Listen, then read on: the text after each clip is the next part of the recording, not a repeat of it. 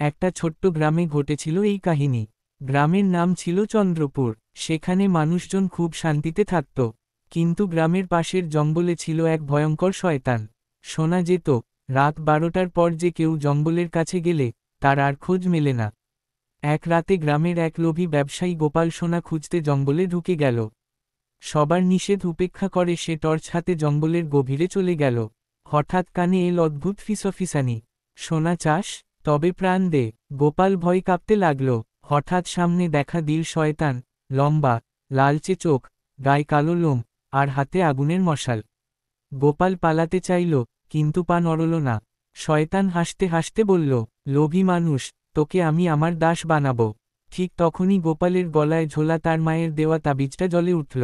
আগুনের মতো আলো বেরিয়ে এসে শয়তানের চোখে পড়তেই সে চিৎকার করে অদৃশ্য হয়ে গেল। গোপাল কোনোমতে দৌড়ে গ্রামে ফিরে এল। তারপর থেকে গ্রামের মানুষ বুঝে গেল, লোভ মানুষের সর্বনাশ ডেকে আনে, আর বিশ্বাসের শক্তি শয়তানকেও হারাতে পারে। একটা গ্রামে থাকত রহিম নামে এক গরিব কৃষক।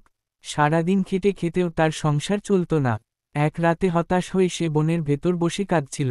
হঠাৎ পিছন থেকে এক গম্ভীর কণ্ঠস্বর শোনা গেল, আমি তোমার সব কষ্ট দূর করতে পারি। রহিম পিছন ফিরে দেখে, এক লম্বা কালো ছায়ামূর্তি দাঁড়িয়ে আছে, চোখ দুটো আগুনের মতো জ্বলছে। কে তুমি? ভয় জিজ্ঞেস করল রহিম। আমি শয়তান, উত্তর এল। আমি তোমাকে অগাধ ধনসম্পদ দেব, তবে শর্ত আছে। 7 বছর পর তোমার আত্মা আমার হবে। রহিম কিছুক্ষণ ভেবে রাজি হয়ে গেল। এরপর থেকে তার জীবন পাল্টে গেল।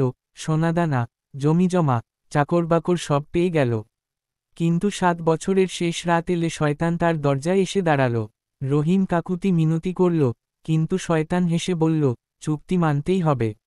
ঠিক তখনই রহিমের মেয়ের মুখে আল্লাহর নাম শুনে শয়তান আগুনের শিখায় মিলিয়ে গেল। গ্রামের মানুষজন বলতো, বিশ্বাস আর ঈশ্বরের নামই হলো শয়তানকে হারানোর একমাত্র উপায়।